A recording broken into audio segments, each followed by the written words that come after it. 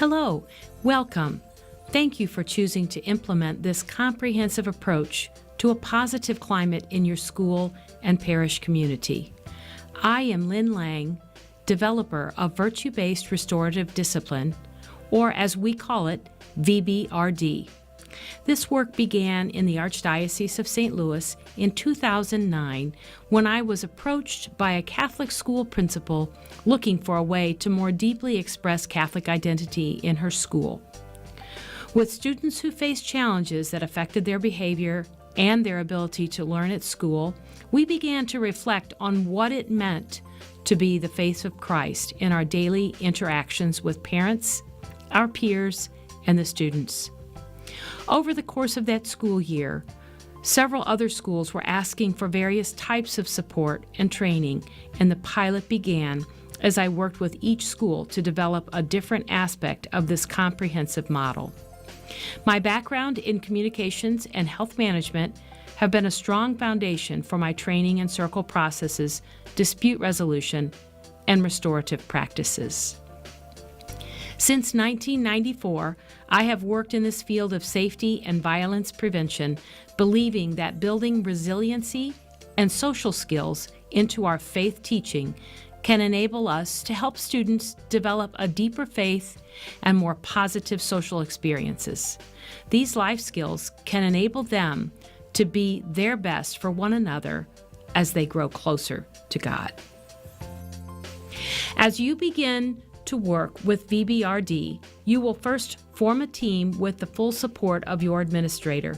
This team should include teaching staff from various grade levels, such as K2, 3-5, 6-8, and 9-12 if you are a high school. Parents and students, as well as pastors, are also an important part of the formula, so select those who are enthusiastic about this process and can meet monthly to plan prior to implementation. Refer to your book to read more about the roles and responsibilities of team members, and be sure they are able to commit to this important work.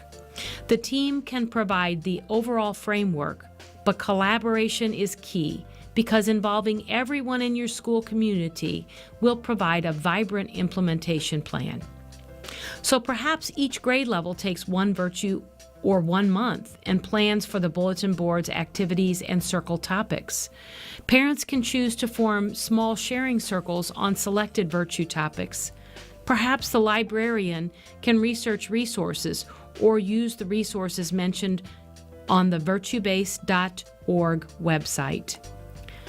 Naturally, pastors can use this in their homilies on Sundays so that the parish-wide impact of virtue can be experienced. Next, make every effort to understand restorative discipline.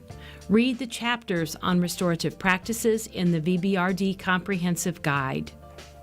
Can we do better? If we commit to continuous improvement, we will be on the right path to loving students into a deep understanding of the formative process. Remember to ask yourself the questions noted here. Strengthening trust opens the way to best practices. The process you will learn about and practice is this simple formula: pray, seek opportunities to grow in virtue, solve the situation where there is harm, pray, and check back later. If these are posted in every classroom and in public places in your building, you will have an easy reference to address behaviors. For instance, when there is harm, simply ask the principles we need to work on improving and then allow students to answer, rather than lecturing about what we saw and what we think. In the VBRD model, the critical thinking skills must be integrated so students own the problem and own the solution. Become familiar with these and refer to them often. Giving students the freedom to succeed and the freedom to fail is founded on cultivating holy habits that imitate God and using these virtues to offset harmful behaviors. Your reflection question is this: what do I need to do differently to more fully integrate virtue in my life? And what is one discipline practice I can change to reflect restorative practices? Write your answers, then discuss them with those around you. Thank you.